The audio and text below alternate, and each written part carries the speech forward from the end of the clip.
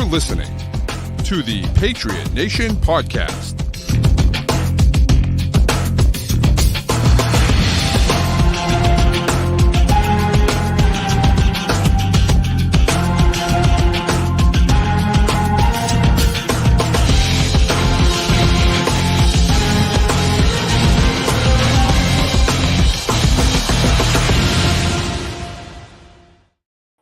All right, welcome into another edition of the Patriot Nation podcast. You guy Pat Lane, as always, here with my man Matt St. Jean. And Matt, it's a sad day in the Lane household today. Tre Nixon has retired from the New England Patriots. He lived.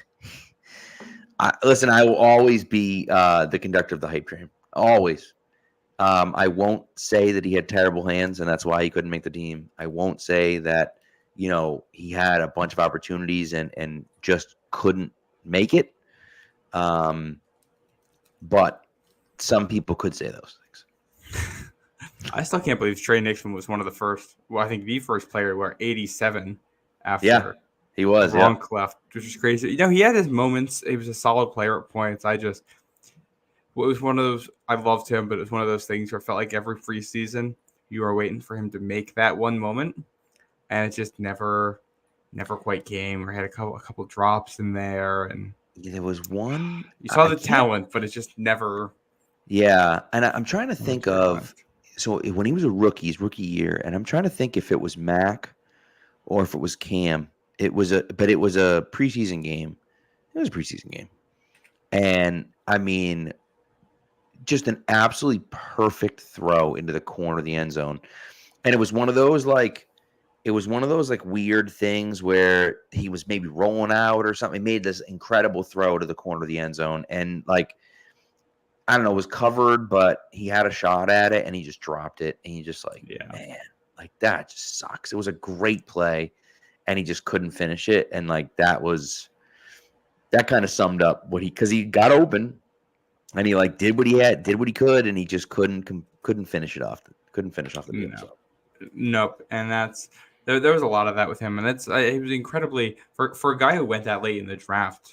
Tre Nixon was very talented. The issue for him was always consistency and hands, and turning that into something that would work against NFL defenses. And you saw him get open. I think in the preseason, it was just it was drops that would do him in, and not enough of the big plays to outweigh that. Yeah. Yep. So, unfortunately, I still have my Tre Nixon autographed card, but it is what it is. So, because of the Tre Nixon thing, we're talking about what should we do today, and so on and so forth, and we like to do kind of some drafts and some different things, and so we decided to do a draft tonight of players that we were excited about or that we thought would be good or this is why we got to talk before, because training camp one-hit wonders is just a great way to put it.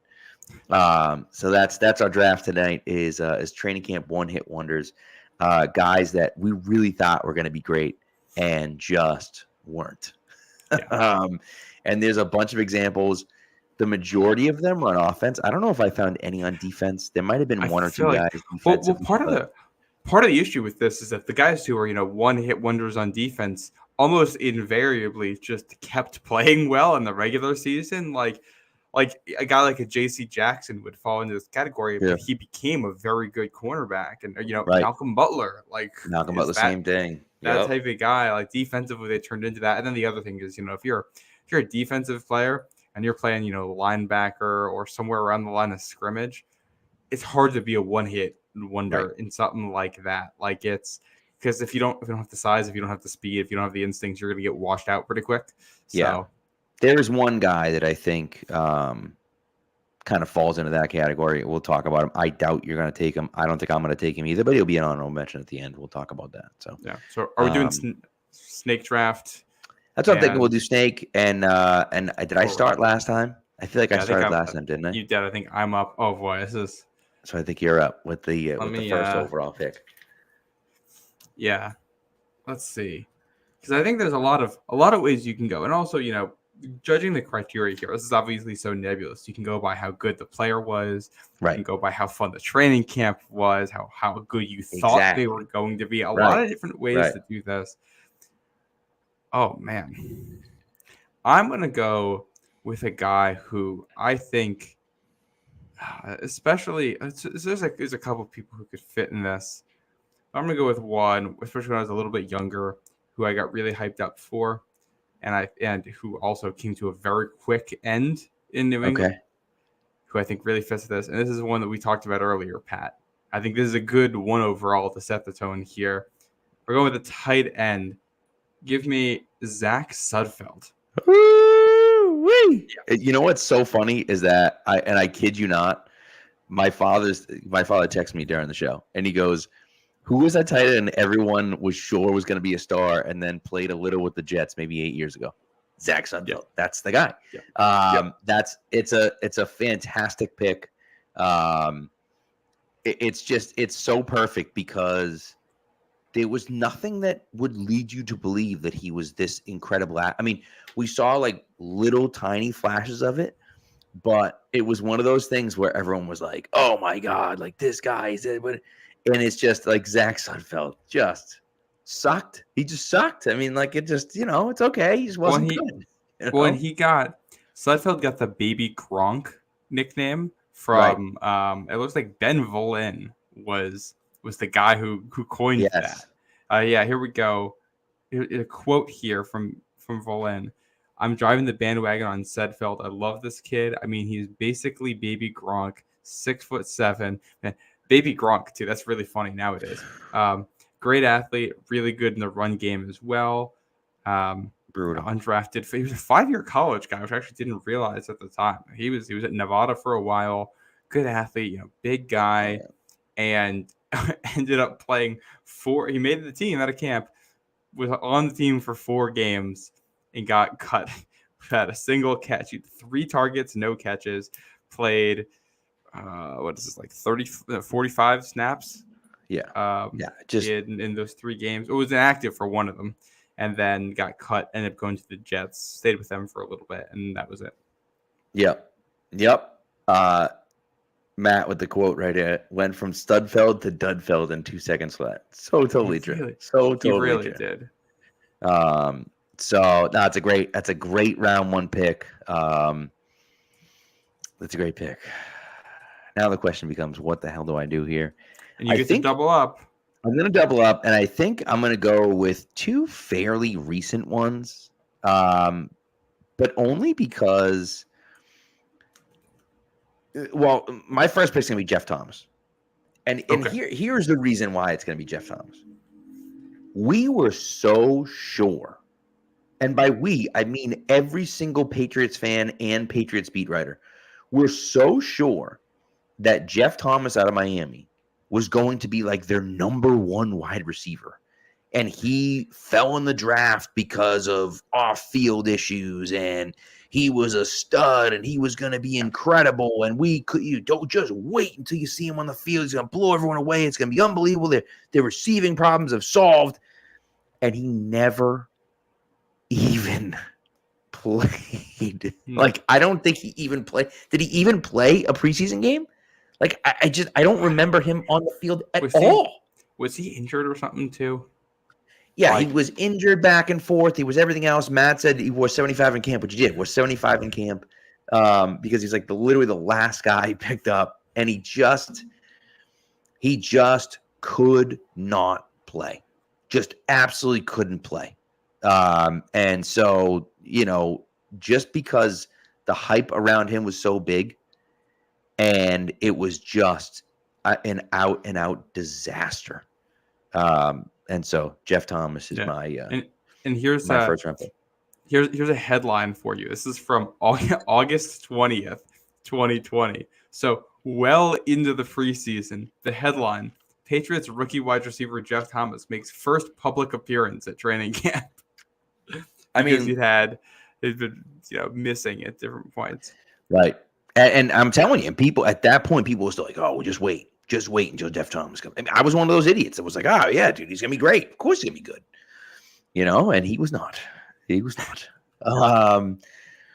So maybe we should let's do 5 rounds. I know I had said to you 4 rounds. You've done the research to do 5 rounds, right? I could try. All right. If we'll see what happens, but either way. All right, round 2. Yeah. My first pick in round 2. Again, I'm going recency bias here, but I just feel like the hype around him was so big. It just. I think I know. I think I know where you're going here. Just such insane hype, and that's Malik Cunningham. Yeah. And Malik Cunningham, the people went nuts over him because of one drive in the 4th quarter of a preseason game. People went absolutely insane. Belichick was playing him at receiver, which I didn't think was a great idea. But, he gets cut by the Patriots, picked up by the Ravens. Everyone says, "Oh, thank God you can finally go play the position you're going to play." And guess what? He's back to receiver because he can't play quarterback. Like, it just, and I don't think he'll ever make it as a receiver, in my opinion. Maybe he will. I don't think he ever will. But it just, the hype was so completely insane over Cunningham. And, based on what we got out of the quarterback position last year, maybe we should have thrown him out there anyways. But it was crazy last year. That one drive was the only exciting part of the preseason. It might have been the only exciting part of the entire season. No, we got the 2-minute drive against the Bills. That's true. And Shadow Island against the Broncos. Broncos. That's a great point. That's a great point. Those were exciting. But yeah, no, the preseason at least, it was, because that's the other thing, because for as boring as the preseason is for a lot of it, it's simultaneously really exciting. Like there will be the parts of a football game that are usually exciting end up being boring in the preseason, but then the boring parts sometimes end up being exciting because that's where players just come out of nowhere. Yep. And this past preseason, there was none of that except for that one Malik Cunningham drive. It was just, it's so true. He was high on my board. He probably would have been my next pick. I'm gonna go. I think I got a fun pairing here for my next 2 picks. Okay. You know what? While we're doing mobile quarterbacks, I got another one for you here, Pat. Okay. I think I like where this is going. Let's see. The fastest man in New England. Oh my God. Briefly, the fastest man in the tri-state area.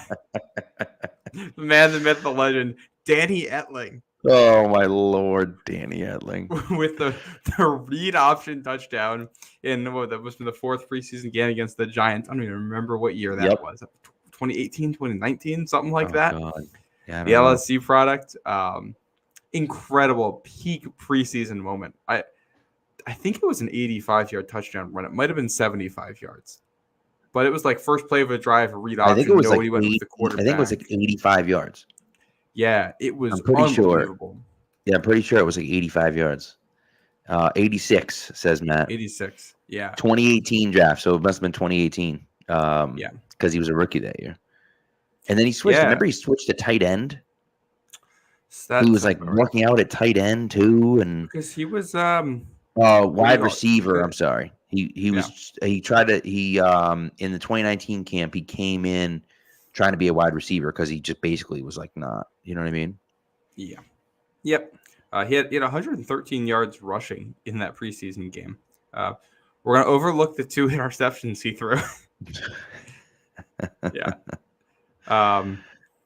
But yeah, no, and he wasn't. He is a Super Bowl champion because he was with the team that year. Very true. Yeah, Etling, that one moment, that is a one-hit wonder if I have ever seen one right there. Truly one play.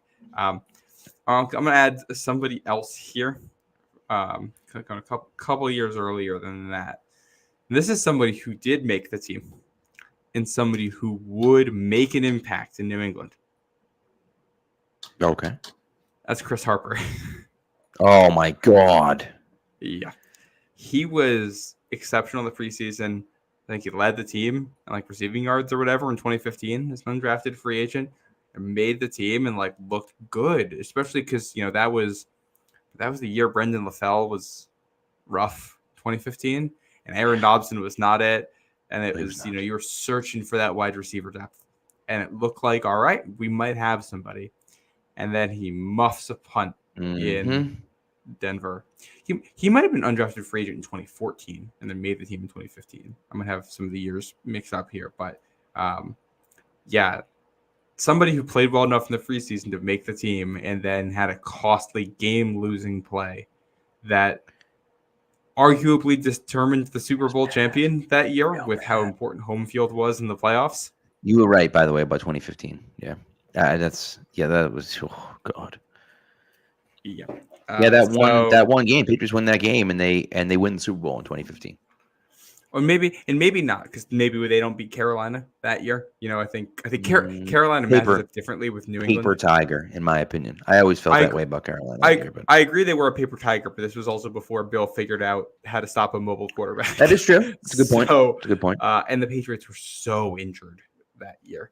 But yeah, and that was, the Brock Osweiler snow Sunday Night Football game out in Mile High with C.J. Anderson giving you that long touchdown run to win it, and brutal. Chris Harper muffing a punt. But in the preseason, he was amazing, and that's what we're here to talk about. Yeah. Yep. That's a great one. That's a good one.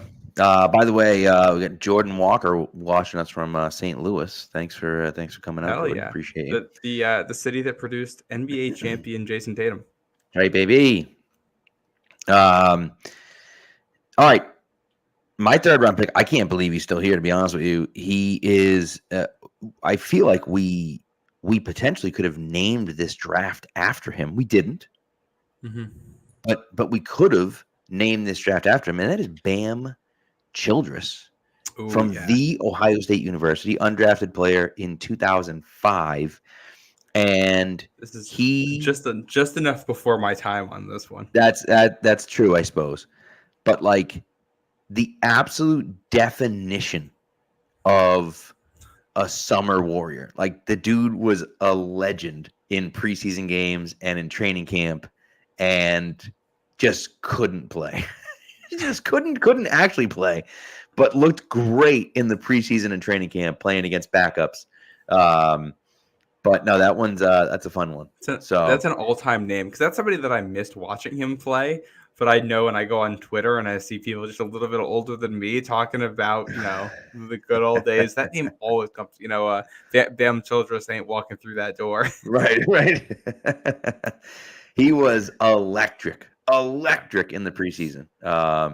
And so Bam Childress is my pick right there. And Nelson, you're right about Tre Nixon. We started off the show with Tre Nixon, and we'll he might make it onto this draft. You never know. So we'll see. This is just certainly a chance.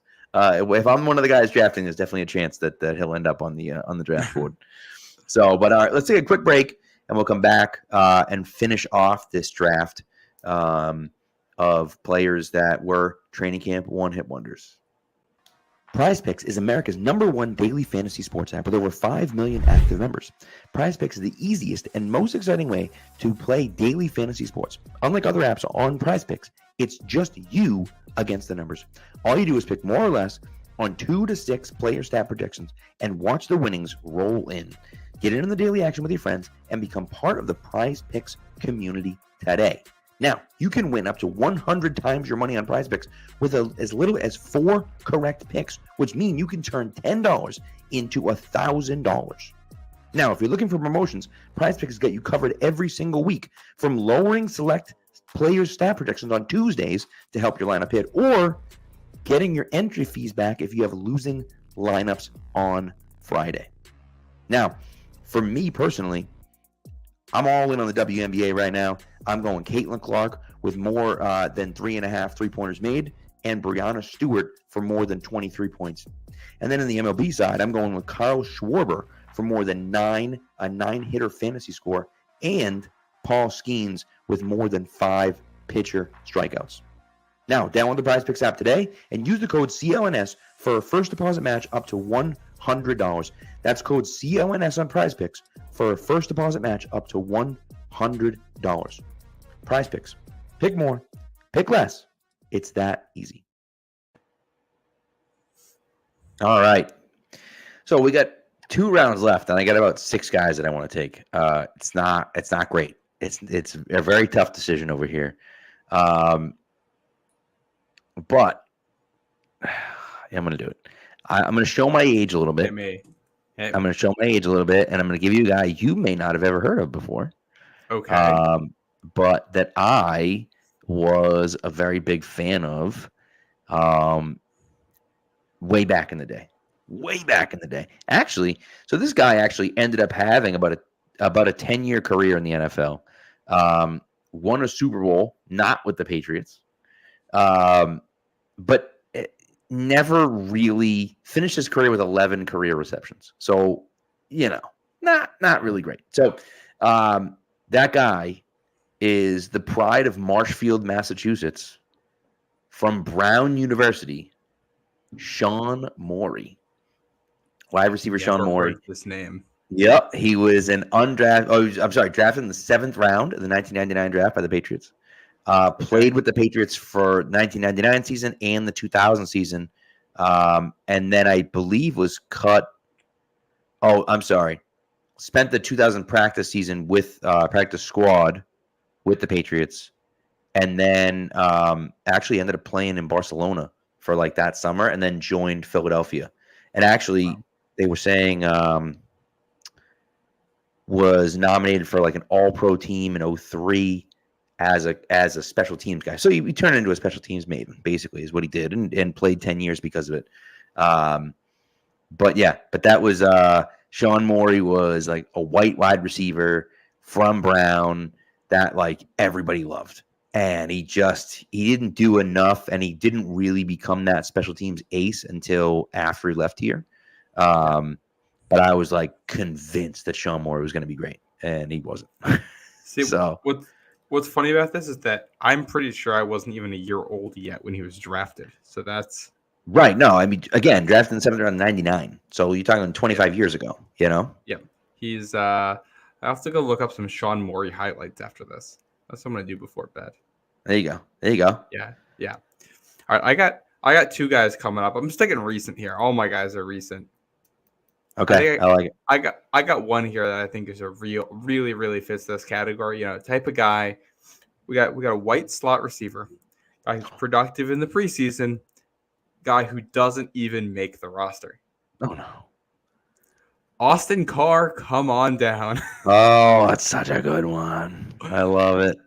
I'm a little bit surprised he's still on the board because I feel like he fits this so perfectly. He does. You're right. He's the receiver who everybody is hyped about, who comes in when you're looking for a receiver, who's good in the preseason, and he still doesn't make the roster, never does anything in the league, and that's it. He was this was 2017 too. He was fun that year. 14 in the preseason, 14 catches, 153 yards, 2 touchdowns.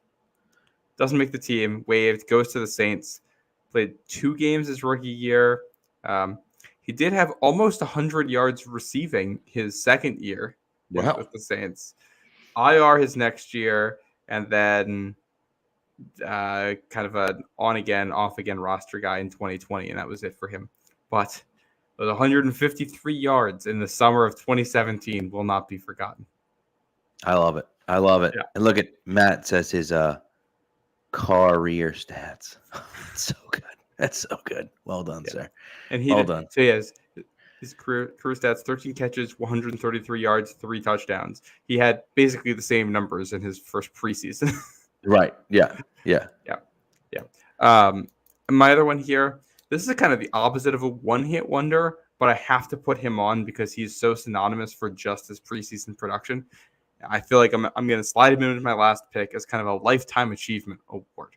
Okay. This. And that's JJ Taylor. A guy who has consistently, stayed around the team and made the roster and has had a couple moments in the regular season. But he is the guy where if you just turn on a game in the third quarter of the preseason at any point, like the past 6 years, it feels like you're going to see him carry the ball 20 times and he's going to look elite.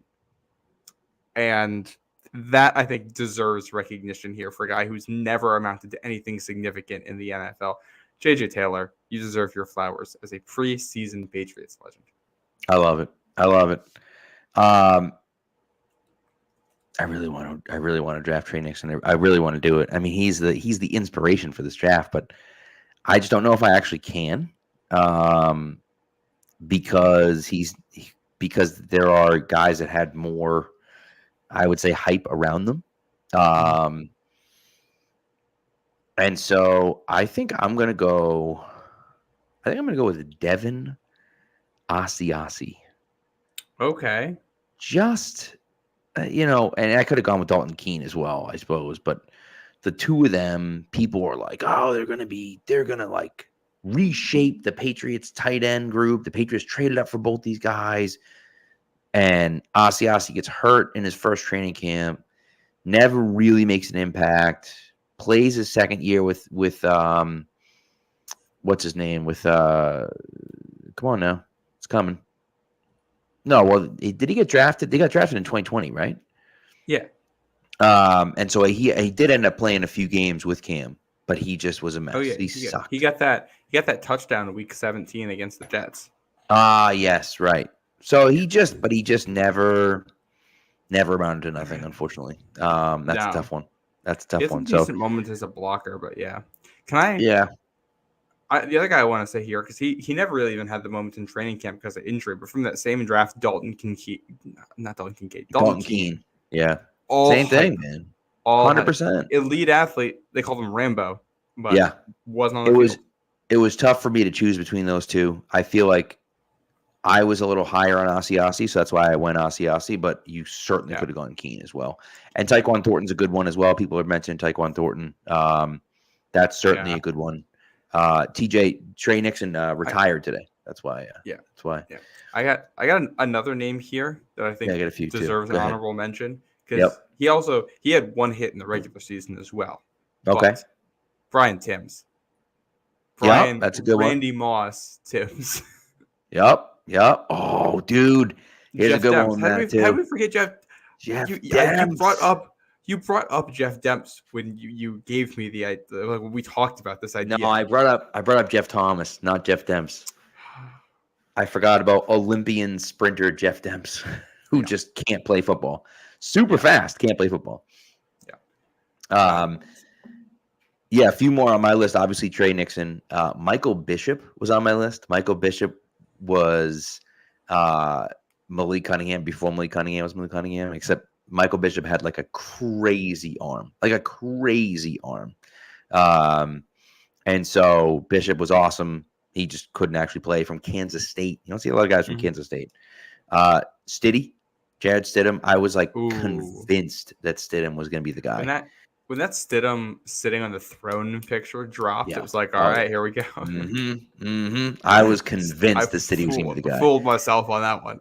I almost took him in the 5th round because I'm like, that's pretty good. That's a good one. But I didn't do it. But Stiddy, yeah. And then Josh Bledsoe, still on the team, but Josh Bledsoe, I feel like the last 2 camps, Josh Bledsoe has looked incredible in training camp. Has looked awesome in training camp and in preseason. I feel like every single practice he's making plays all over the field. And then he just can't get on the field. And when he's on the field, he stinks. And so it's, So I guess he still has a chance this year because he's technically still on the team. But man, just a real disappointment. I know they have a really talented safety group and everything, but just a disappointment that he hasn't been able to do anything out there from what we've seen of him. Yeah. So, another name I think deserves to be on here, Christian Wilkerson. Yep. Another good one. Yeah, he had some. He's a guy who had some real moments in camp, and that injury against the Panthers in joint practices kind of did it for him, which was unfortunate because he actually felt like he was developing into somebody who could be a useful depth receiver, and that got sidelined, which is brutal. But he had some moments. Christian Wilkerson. I feel like there's a lot of wide receivers wearing 17 who could be on this list. How about Taylor? Here's the thing. I wasn't young enough to really know Taylor Price as a preseason player, but I do know the hype was there. Did he have training camp or preseason moments, or was he just injured? Nah, I don't think he ever. I don't remember him ever being like, "Oh yeah, this guy's gonna be good." I just don't think that ever even happened, to be honest with you. Yeah, he was drafted in the 2nd, 3rd round in 2010, and he just never. Never did anything. Inactive for the first 15 games. Caught 3 passes in his season finale. Played in 3 games in 2011 and was cut in December. I don't know. I don't remember him ever doing anything. So, I don't know. So, but that's, yeah. I don't know. We'll see. Yeah. He never did anything. So I don't remember. I remember thinking like, oh, he's gonna be good, but I don't remember like seeing any actual evidence to back that up. You know what I mean? Yeah. Brandon Tate's a good one. Someone Brandon Tate. mentioned Brandon Tate's a good one. Now Brandon Tate obviously was a returner for a long time, but again, he it's the way it goes. Jack mentioned Gunnar Olszewski, another good one. Olszewski was a guy I was going to mention. Olszewski had some good enough moments as a player that I thought he might not qualify for this. Yeah, I kind of agree with you on that one. Yeah, I was going back to what do you call it, Taylor Price. There, I will say one of my earliest memories, like really digging into football news, was like because this is when I first got like a phone and could just like read articles and stuff whenever I wanted. So I used to just read everything Mike Reese put out. Like anytime he wrote something, I remember one of his quick hitter columns, and this must have been like November, December 2011, something like that, if I had to guess. Okay. And it was about like Taylor Price like rehabbing from injury and like he's almost back and like we're seeing him do stuff in practice and he's gonna make an impact. I was like, well, if Mike Reese says he's gonna be good, he's gonna be good. Yep. Unfortunately, and then cut. Never amounted to much. Somebody earlier mentioned Jonas Gray, which is a great one. Jonas Gray, of course, not necessarily a training camp one-hit wonder, but certainly a one-hit wonder for the Patriots. Scores those 5 touchdowns and then never plays again. That was a good one. That's a really good one. So, matter of fact, what's funny about him is I don't want to say I had inside information, but I did have some info on him. Someone had said to me like, hey, the Patriots are super light. Jonas Gray is a guy that might actually play a little bit. So I was like, okay. I scooped him up, started him that week that he had the 5 touchdowns. He scored like 71 points for me in fantasy. It was incredible. So that was a cool one. One guy I do want to give a shout out to, not because he ever played or anything like that, but a guy by the name of Kendrick Bullard. Now, Kendrick Bullard, I think, was a rookie. I'd say probably 95, maybe 96. Anyways, back then, the Patriots Pro Shop, we've come a long way now, okay? The Patriots Pro Shop back then was in a trailer. So it was literally in a trailer. So we were there. We were getting autographs from all these different people, whatever. We were just like walking around trying to get guys autographs as they were walking to their car. This is how things have changed, okay? There was 2 of us, me and my cousin, literally getting autographs from these guys as they're walking back. And Dave Wolabar and Harold Green and, all sorts of like random dudes that we were getting autographs for. It was cool. But anyways, my mom is in there shopping for my dad in the trailer, shopping for my dad. And she just starts talking to this like random kid. And he's like, oh yeah, he's like, you're a Patriots fan? She's like, yeah, I'm buying this, jacket for my husband, blah, blah, blah, this and that. And he's like, let me, I have a discount. Let me give you my discount. Well, turns out he was a player and his name was Kendrick Bullard. And she was like, oh, and funnily enough, he wore 17 as well. And so he was just super nice. Gave her his discount. She bought something and she said to him, she goes, listen, here's my home phone number. If you ever want a home cooked meal, like, we'll cook for you. You can come over and eat dinner with us if you want, anytime. And he said, okay, thanks. So like about a week later, he called the house and I answered the phone and I'm like, hello. And I remember I'm like 10, 11, maybe, 12, maybe. And he's like, hi, I'm looking for Rosemary. This is Kendrick Bullard. And I'm like, Mom, the Patriots guy's on the phone. So it was wild. So he ended up getting cut by the Patriots. And I think he ended up playing with Jacksonville, I think, for a year. And that was really it in the NFL. But super nice guy, and a guy that, if we're talking about things like that, I think deserves a little shout out. But it was like, I still remember him calling the house phone, being like, "Oh my God, that's like a Patriots kid, like a kid who plays for the Patriots on the phone right now." That is a dream. Yeah, not at all the same thing, but I do remember they used to have a feature on the website where you could email a player and you could just like send a really? message to someone, which I don't know. I emailed Tom Brady, I'm sure, many times. I don't know whatever came of all of those messages that were sent.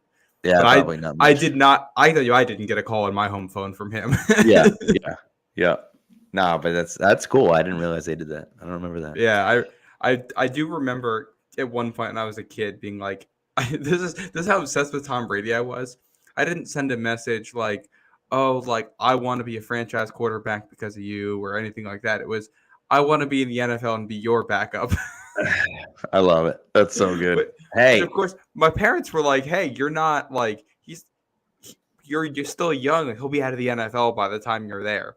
He yeah. was still in the NFL Nope. by the time I would have, had that hypothetical NFL career ever happened for me. I love it. I love it. There you go. Kendrick Bowood, according to Matt, Kendrick Bowood played 12 games in 96, returned 7 kickoffs for 157 yards. How about that? Ooh, okay. War number 88 for Jacksonville. How about that? Look Should at find that. out what he's up to now. Yeah, I'm sure he lives down south or something like that. So I think he was a guy from the south. But anyways, all right. We'll run through a quick recap of the draft, and then we'll do a quick ad break, and then we'll come back and talk about a few more things. I'm sure we have a few more things to talk about. So Matt's draft. Round 1, Zach Sudfeld.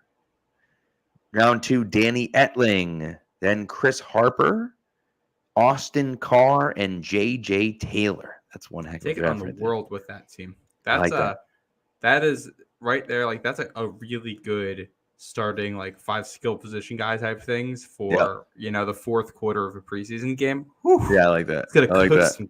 cook some guys. All right, my starting 5 here is Jeff Thomas, Malik Cunningham, Bam Childress, Sean Morey, and Devin Asiasi. So Dominique Easley, Razai Dowling, and Lawrence Maroney. Lawrence Maroney is not deserving of this award. Lawrence Maroney actually played for multiple years. Easley, I can see. He didn't really play much. Guy had no knees. And then Razai Dowling, of course. I don't think he ever played either. I think he just hurt his whole career. By the way, one thing I will mention just quickly. My dad pointed out. I will echo what he said. Michael Bishop was the MVP of NFL Europe. And so NFL Europe, long defunct by now. But there you go. Oh, look at this. Kendrick Bowood with a Super Bowl ring on the Cowboys practice squad in 1995. How about that? Look at that. Love to see it. So, all right. Anyways, let's take a quick ad break, and then we'll come back with something. I'm sure we got something else to talk about. We'll make something up. All right, now that basketball season is officially over and the Celtics have hung banner 18, it's time to shift our focus to the Red Sox. And Game Time is an authorized ticket marketplace of Major League Baseball, which makes getting tickets faster and easier. Prices on the Game Time app actually go down the closer it gets to first pitch. With killer last-minute deals, all-in prices, view from your seat, and the lowest price guaranteed, Game Time takes the guesswork out of buying MLB tickets. Now, for me, I'm actually going to see the Red Sox later on this month. Can't wait to go.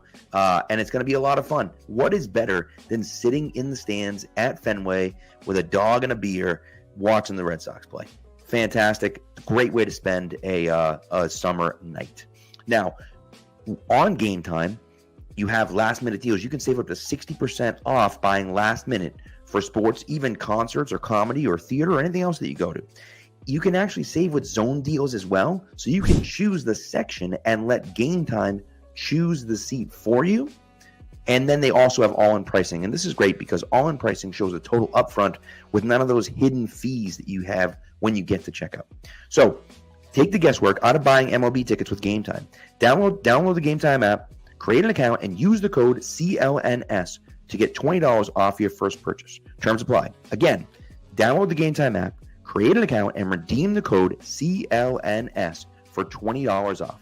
Download Game Time today. Last minute tickets, lowest price, guaranteed. All right. Eugene Chung on there. It's a pretty good one. Eugene Chung, so pretty good. Did you ever watch Kenny Mayne on ESPN? Of course. Do you remember the Wang Chung, everybody Wang Chung tonight thing? Yes, I When do. the Patriots playing the Bills, he was talking about how we finally got the Wang Chung game because there was some guy at the Bills named Wang and then Right. Patrick Chung on the Patriots. I love it. That's That so was good. a great moment in. I mean, whatever happened to Kenny Mayne? I don't know what he's up to these days. I don't know. Eugene Chung, it's funny. The most I've ever thought about Eugene Chung is when I would accidentally call Patrick Chung Eugene Chung.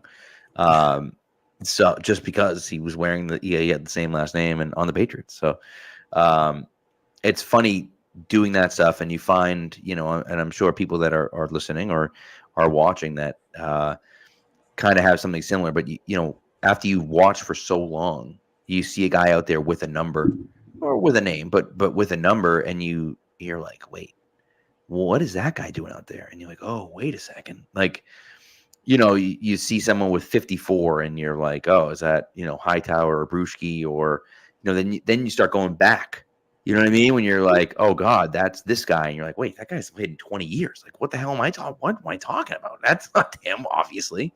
And so it's just interesting. It is funny to kind of take a look at some of these guys through the years and think like, oh man, so yeah. Anyways, just one of those weird things, I would say. So Can I throw out a couple other names that we didn't get to before on this list? Yes, you can. I got two that were just like, I think discount versions of other guys I had on the list. They didn't make the cut. DJ Foster, a running back. Ooh, good one. DJ Foster, Arizona State, right? Arizona State, I believe. Undersized running back. JJ Taylor kind of beat him out in that role. Then how about Riley McCarron as another one of those shifty white receivers to come through that everybody got excited about? And I forgot about this, but he muffed a punt. He made the team, muffed a punt week 1, and he got cut. So I didn't remember that. That was against the Texans in 2018. I did not remember that. I don't remember a ton about that game. I remember that game being very forgettable. The Patriots did force a late fumble, dude. I'm pretty sure. Wasn't that the 18? Brandon Cooks is 2017. Yeah, it was the 2018 opener. Sorry.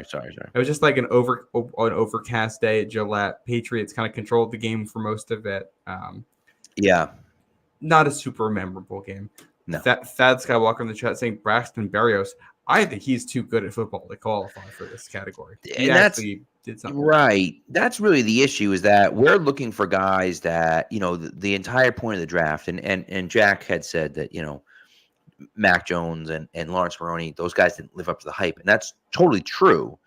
But we're talking about guys that didn't even play, like Sean Morey played special teams, but really didn't play, he finished his career with 11 catches, so it's one of those things where, the guy just wasn't on the field, so I think that's that's the issue, where you can look at it and say man, this is, that's really what we're looking for, is not those guys. Braxton Berrios has played a lot, and especially for the Jets, has played a decent amount. Did he have 65 catches or something like that 2 years ago? Something like that, yeah. So he's just, he's done too much in the league in order, to be on that list. So, but that's one of those things where we look at it and think, yeah, we all thought Braxton Berrios was going to be awesome, and then he comes here and you're like, he's not that good. But then he's done well in New York, and so that's kind of where he doesn't qualify. Chad Jackson probably could have been on the list. Chad Jackson really didn't do anything when he was here. Jacob Hollister, that's a pretty good one. Jacob Hollister, he and Cody Hollister, brothers. Yes. One a wide receiver, one a tight end, which I always thought was funny. I know. Yeah, Jacob just a little too slow to be a wide receiver, apparently. But yeah. Oh, either that or Jacob was a little too small to play tight end. I don't know. So I don't know how much more of this we want to do. I have another topic we can talk about, though, that I don't think we. Let's do it. Oh, Chris Canty! Don't even mention Chris Canty. All right, continue. Yeah. This is we'll go negative here, but did you see Brandon Thorne's offensive line rankings? I was actually thinking. I was thinking about that. When you said that, that was bad. Yeah, I listened to him. He was on the Athletic. Yeah. He was on the Athletic podcast too. I was listening to him on the Athletic podcast talking about, the Patriots offensive line, and man, that number 31. And I think it's justified what he said and the way he explained it. I think it makes perfect sense. His explanation makes sense. I am very worried. I have the same concerns about a quarter four at left tackle or right tackle, depending on what happens. I have serious concerns about Caden Wallace switching over and being the left tackle right away. Like I'm very worried about the whole situation. Well, the gist of his analysis of the situation is that you've got a starting left tackle who was a low quality starting right tackle last year, who's going to be asked to do more as a pass blocker. Your likely starting left guard is going to be City So. That's how it looks at the moment with Cole Strange up in the air, who was great as a run blocker last year, but not very good as a pass blocker. Right. David Andrews is solid, so you feel all right with him.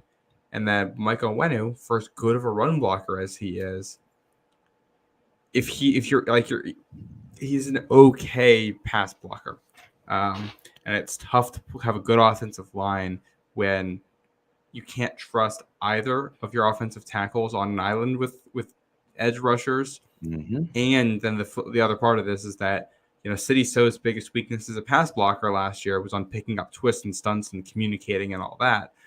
So if you can't leave the tackles on an island, and you can't trust when the guards get involved, they're going to be making the right decisions and playing smartly out there, that leaves you in a tough spot. And I think that kind of becomes the concern with this group is, I think they can run behind them. Right. Fully. Yeah. Obviously, there's one blank spot on this line right now, too. We're not even filling in the right guard spot when we're talking about this because that's, an open question right now. But yeah, I think they can run. But if you're in third and long, I don't feel great about that. You look early in the season, you got to play the Jets and the 49ers with good defensive lines. The Jets are going to send twists and stunts at you. The Seahawks, you play them week 2. They're going to bring a ton of different blitzes at you. You have to be able to communicate and pass things off and play really well together as a unit for those. And as a pass blocking unit, the pieces are not fantastic as pass blockers, which means you are relying on a significant year-over-year improvement because of one, getting a little bit of development from these guys, like City So is a young player, and 2, coaching. You're relying so much on coaching being the difference maker to elevate these guys. Well, I think the running, I'm not worried about the running. Even let's just say Onwenu stays at right tackle. I think he's a very good run blocking right tackle. I don't know if he's not a great pass blocking right tackle, but he's a very good run blocking right tackle. Mm-hmm. And theoretically, if Layden Robinson slides into that right guard spot, he's a house. And so running to the right side behind Onwenu and Robinson, I think will be successful doing that. How good will they be in pass protection? I don't know. And that's a serious question, especially when you have a rookie quarterback, which is another reason why I understand people are very excited about Drake May, and I'm also very excited about Drake May, and it's very difficult for me to sit there and say, yeah, no, we don't need to, we don't need to do anything. At the same time, okay, let's pump the brakes on it. He doesn't have to start day one. We can start Jacoby Brissett day one and be okay with it, So that's my concern, right? Is that you're going to stick Drake May behind the offensive line that can't protect him. And then you get into a situation where, he's just not good enough. And so that's a concern. And listen, and people have mentioned, Jack mentioned it, and Mr. Roberto mentioned the same thing. Is there a chance that an offensive tackle comes available either through a trade or getting waived? It's certainly possible. The problem is that offensive line play across the league hasn't been great. So there's not really an influx of talent. No one's looking at it saying, oh, we got too many good players. We're going to have to cut someone or we're going to have to trade someone. It's just no one's looking at that right now. And so that to me is an issue where I look at it and just say there's no one out there, There's no guy that's going to magically be available for them. And there are guys, but like they're just bodies, And so I don't know if that, how much of an issue that's going to be for the Patriots. But I'm very concerned that Brandon's right, and they're going to be one of the worst in the league again. And Brandon's pretty good at this. He's very smart at evaluating offensive lines. I will say, listening to him on the podcast, he talked at points about offensive lines that surprised him last year. Mm-hmm. And one of the common themes was lines that didn't play well and then got coaching improvement and then played better. Right. Especially because offensive line is a spot where, communication's huge and your weak link, I think, matters more than your best player. I agree. So if, City So develops a little bit as a pass blocker, whoever their fifth offensive lineman is can slot in and give you, the level of play that City So gave you last year, and the communication is improved. Like they're still making mistakes. The tackles might not be great against speed rushes, but if they're trying to cause confusion in the middle, you're picking it up better. If you can do that, and also, you can look better because you're designing things better offensively. If you got a quarterback who's making a better play on first down, so you're not in third and long, and the pass rushers can't tee up on you, then like the offensive line is going to look better as a result of that because they're put in better situations. So I think there's ways to mitigate it. I personally don't think they're going to be 31st in the NFL, but I don't think it would be a truly shocking result. We know that this offensive line is still a work in progress, and it's not without reason that Brandon Thorne gets to that opinion. Yeah. And that's the concern, right? Is that it's realistic. It's not just being a hater. Like it's realistic to look at it and have some serious question marks. I wouldn't be surprised if Nick Leverett is an important part of the offensive line. Now, Nick Leverett could be a guy that, is their kind of sixth player and is kind of a super sub for them.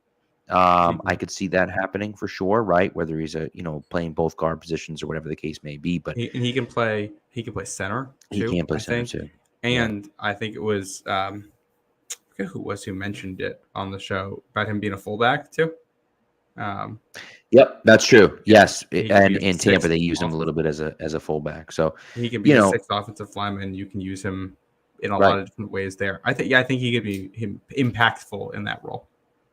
Right. And so, and look, I just think we're going to have to see what happens at camp. No pads have been on yet, and so we don't know what's going to happen. Cole Strange, look, I mean, what's sad is that, to hear Brandon gush about the Indianapolis Colts offensive line, and in particular Bernard Raymond, who is their left tackle, who has developed. Now, it took him a few years to develop. Okay, he was drafted in 2022, so he's played 2 full seasons. It took him a while to get there, but he's like a solid left tackle at this point. Drafted in the 3rd round. The Patriots spend their 1st-round pick on Cole Strange and trade up in the 2nd round for Tyquan Thornton.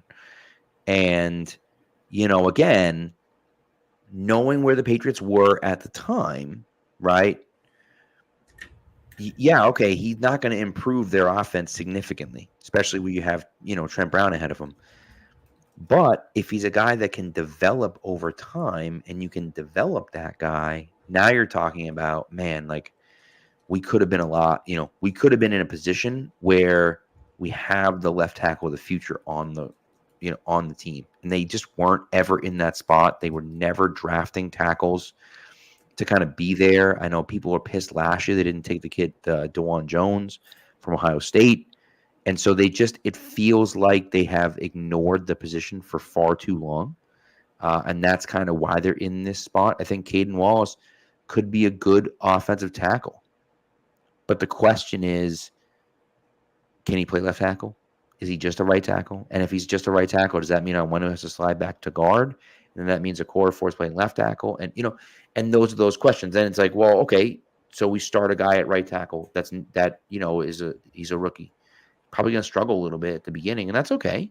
We're okay with that. But we want this to happen. We want to rebuild this team, and these guys are going to have to come along. And so it's just one of those. It's tough. Those are the hard things for me, where you look at it and say, man, if we had spent it, and the same thing happened with the tight end position, right?